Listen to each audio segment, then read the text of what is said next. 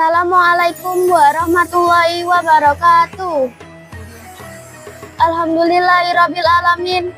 Asyhadu an la ilaha illallah al-malikul haqqul mubin. Wa asyhadu anna Muhammadan abduhu wa rasuluhu shadiqul wadil amin.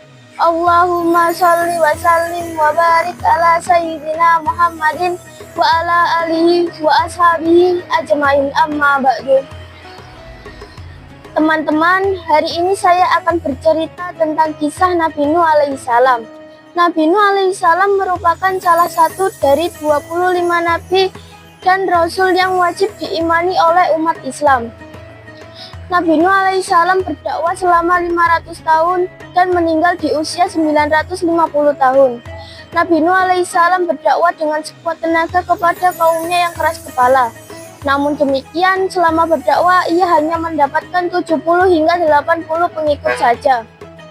Suatu ketika, Nabi Nuh alaihissalam kemudian berdoa kepada Allah Subhanahu wa Ta'ala. Nabi Nuh berdoa supaya kaumnya diberi hidayah.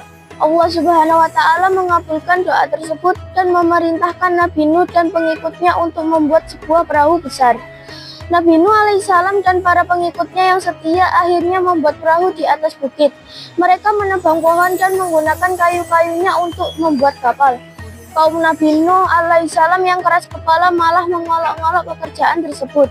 Mereka bahkan berani melempar kotoran kepada Nabi Nuh dan para pengikutnya ketika mereka sedang membuat kapal. Setelah perahu Nabi Nuh alaihissalam selesai, beliau kemudian mengajak seluruh kaumnya untuk masuk ke dalam perahu. Nabi Nuh alaihissalam juga membawa serta seluruh jenis binatang, masing-masing sepasang untuk setiap jenisnya. Selain itu, Nabi Nuh alaihissalam juga membawa benih tumbuh-tumbuhan. Hal ini supaya kelak jenis hewan dan tumbuhan tersebut tetap bisa berkembang biak. Awan pun mulai mendung, disusul dengan suara gemuruh halilintar. Hujan lebat pun turun amat lebatnya, hingga akhirnya terjadilah banjir bandang. Kapal Nabi Nuh alaihissalam mulai terangkat karena air mulai membanjiri daratan. Tidak ada tempat yang aman dari banjir saat itu kecuali kapal Nabi Nuh alaihissalam. Nabi Nuh alaihissalam memiliki 4 orang putra, yaitu Syam, Kan, Yafits, dan Kan'an. Pada saat banjir bandang terjadi, semua anak Nabi Nuh alaihissalam berada di dalam kapal kecuali Kan'an. "Hai anakku, marilah ikut bersama kami. Janganlah engkau turut bersama orang-orang durhaka itu," kata Nabi Nuh alaihissalam mengajak Kan'an. Namun Kan'an menolak ajakan ayahnya. Saat banjir bandang semakin tinggi, Kan'an tak luput ikut terombang-ambing. Ia hanya menggunakan sebilah kayu untuk tetap mengapung. Nabi Nuh alaihissalam sempat berteriak lagi memanggil anaknya tersebut agar naik ke atas kapal. "Naiklah ke perahu bersamaku," ajak Nabi Nuh alaihissalam. Akan tetapi Kan'an tetap menolak dan terus berenang ke arah gunung. Padahal Nabi Nuh alaihissalam telah memperingatkan Kan'an bahwa tidak ada yang selamat dari azab Allah Subhanahu wa Ta'ala. Hingga akhirnya ia pun ikut tenggelam bersama dengan orang-orang kafir lain yang menentang ajaran Nabi Nuh alaihissalam. Hujan turun selama 40 tahun 40 malam. Setelah itu, hujan mulai reda dan air pun perlahan mulai surut.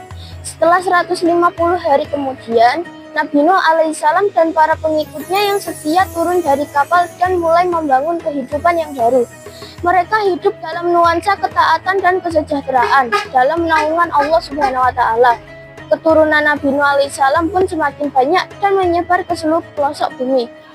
Hikmah dari kisah Nabi Nuh adalah kisah di atas mengajarkan banyak pesan moral. Di antaranya kesabaran Nabi Nuh alaihissalam dalam berdakwah selama ratusan tahun. Meski hanya memiliki puluhan pengikut, patut dijadikan teladan oleh umat manusia bahwa sabar dalam menghadapi kesulitan merupakan kunci dari kesuksesan. Kisah ini bisa menjadi pelajaran buat teman-temanku. Apabila mengajak orang lain dalam hal kebaikan, harus dilakukan dengan penuh kasih sayang seperti yang dilakukan oleh Nabi Nuh alaihissalam dalam berdakwah. Di sisi lain, janganlah meniru sikap Kan'an dan kaum Nabi Nuh alaihissalam yang tidak mau untuk diajak bertobat hingga azab merenggut nyawa mereka. Setiap orang akan mendapatkan balasan yang setimpal sesuai dengan apa yang telah mereka lakukan. Demikian sedikit kisah Nabi Nuh alaihissalam, kurang lebih Yang dapat saya sampaikan kurang lebihnya mohon dimaafkan. Burung dara terbang tinggi, hinggaplah dia di dahan pohon kelapa. Senantiasa jaga iman kita setiap hari agar kita selalu dalam ridhanya. Wassalamualaikum warahmatullahi wabarakatuh.